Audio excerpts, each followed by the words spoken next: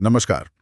आज हम HDFC bank की 2025 की पहली तिमाही मतलब Q1 के नतीजों पर थोड़ी गहराई से बात करेंगे। खास तौर पर उन चीज़ों पर जो अच्छी रही हैं। हमारे पास जो बैंक ने आंकड़े दिए हैं वो हैं और कुछ एनालिसिस भी हैं। कोशिश रहेगी कि जो सबसे ज़रूरी बातें हैं और निवेशकों के लिए उनका क्या मतलब है वो समझें, बिल्कुल साफ और सीधे तरीके से।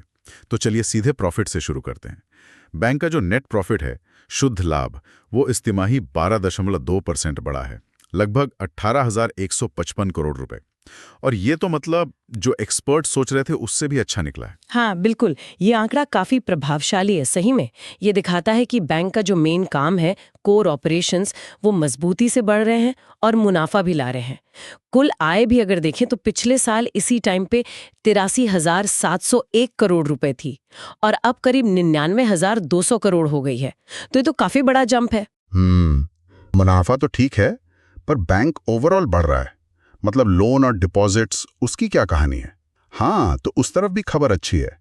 बैंक के जो लोन्स हैं, ग्रॉस एडवांसेस जिसे कहते हैं, वो 6.7% बढ़कर 26.53 लाख करोड़ हुए हैं। और इससे भी मतलब ज्यादा इंप्रेसिव ये है कि कुल जमा डिपॉजिट्स, उनमें 16.2% की बढ़त है।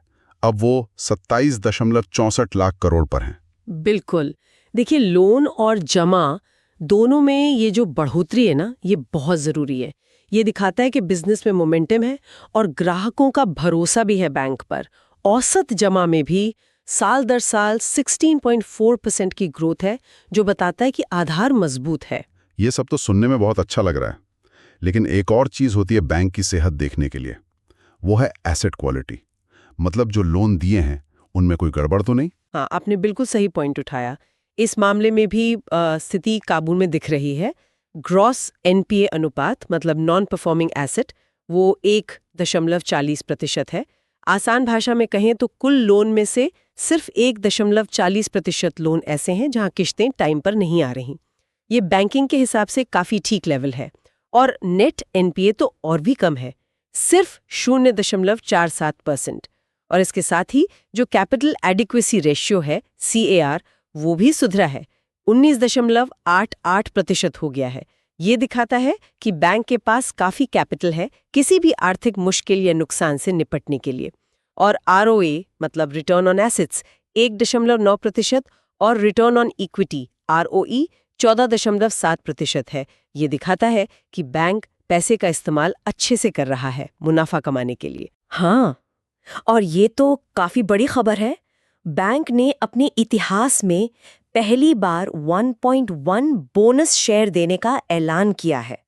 मतलब हर एक शेयर पर एक शेयर मुफ्त मिलेगा शेयरधारकों को, और साथ ही ₹5 प्रति इक्विटी शेयर का एक स्पेशल अंतरिम डिविडेंड भी दिया है।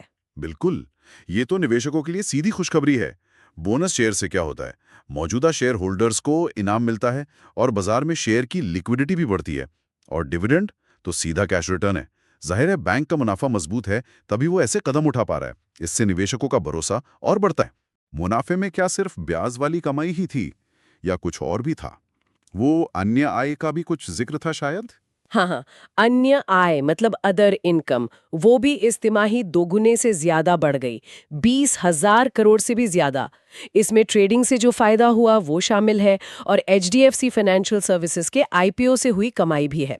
बीमा वाली जो सब्सिडियरीज है उन्होंने भी अच्छा किया है। सही बात है। और इसी से जुड़ी एक और बात है, ऑपरेशनल एफिशिएंसी। अगर हम कुछ वन टाइम मुनाफों को हटा दें तो कॉस्ट टू इनकम रेशियो 39.6% रहा। मतलब बैंक अपनी कमाई का लगभग 39.6% ही खर्च कर रहा है ऑपरेशंस पर। यह दिखाता है कि ग्रोथ के साथ साथ खर्चों पर भी लगाम है, जो लंबे समय के लिए अच्छा है। तो कुल मिलाकर देखें, HDFC बैंक की ये पहली तिमाही काफी मजबूत रही है।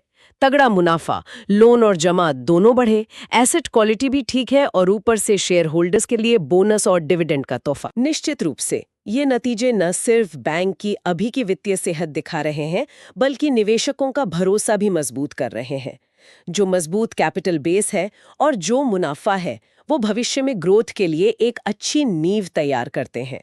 अब आगे देखना ये दिलचस्प होगा कि ये जो बोनस इश्यू आया है और ये जो मजबूत नतीजे हैं, ये बाजार में बैंक के शेयर के प्रति निवेशकों का उत्साह कैसे बनाए रखते हैं, खासकर आज के माहौल में जहां थोड़ी अनिश्चितता तो है ही।